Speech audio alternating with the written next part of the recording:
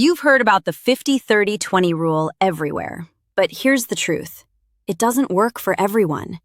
If you've tried it and felt like something was off, you're not alone.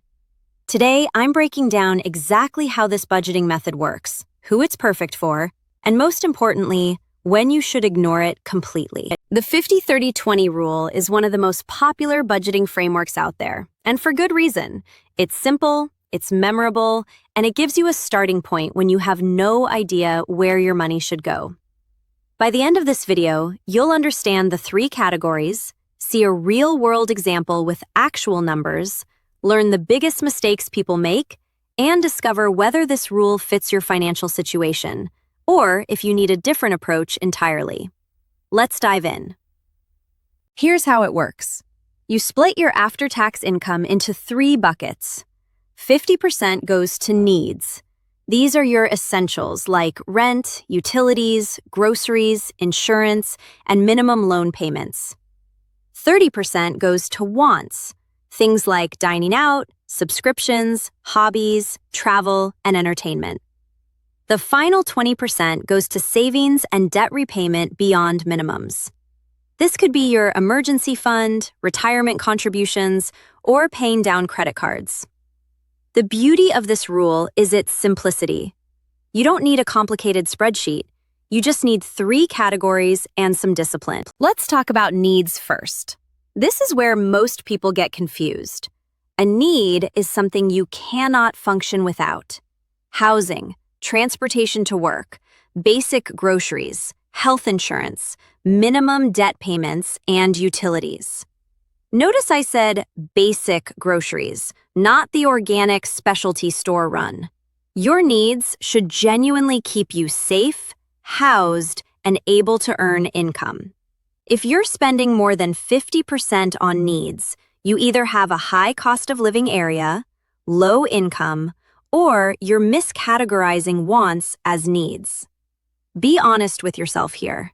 This category should feel tight but doable. But wants are everything that makes life enjoyable, but aren't essential. Streaming services, eating out, new clothes beyond basics, gym memberships, concerts, and vacations. This is your lifestyle spending. 30% might sound like a lot or a little depending on your income. The key is recognizing that wants are flexible. If your needs are over 50%, this is the category you pull from first. Many people feel guilty about spending on wants, but that's not the point. The point is intentionality. Spend on what truly brings you joy and cut the subscriptions you forgot you had. And 20% for savings and debt repayment is where your future gets built.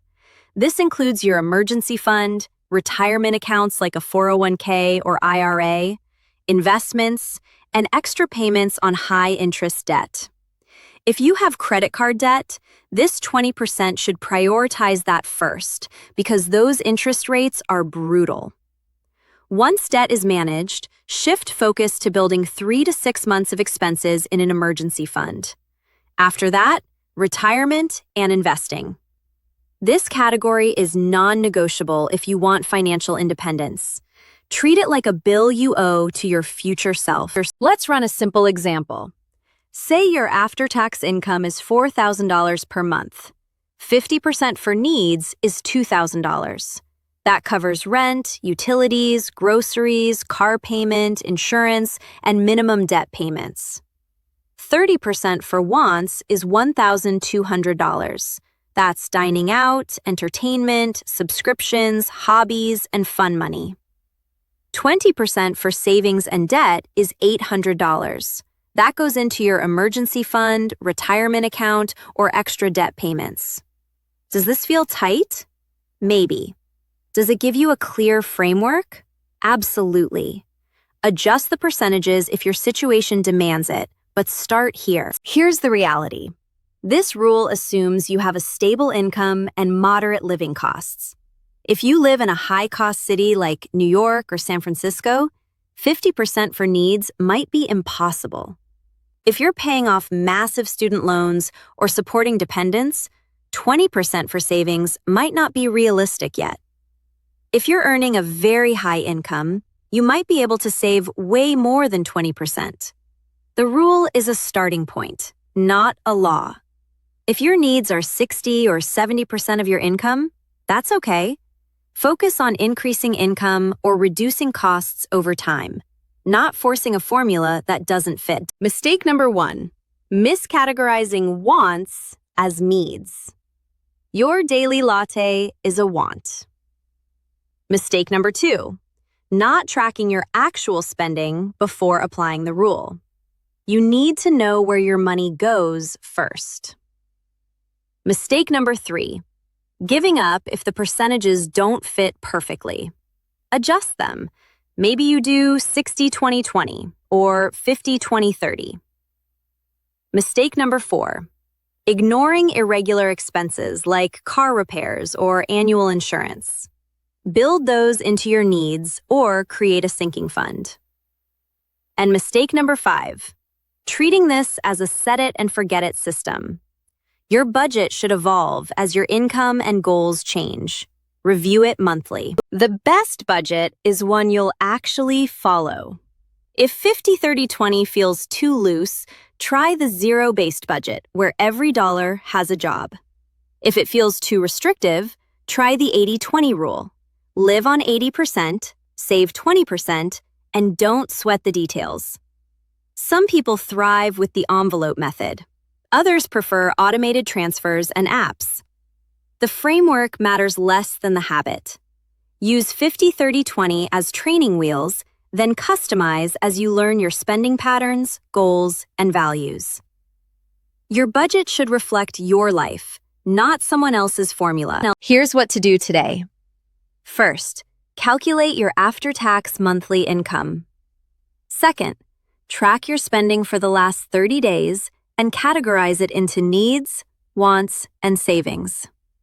Third, compare your current split to the 50-30-20 model. Fourth, identify one area to adjust.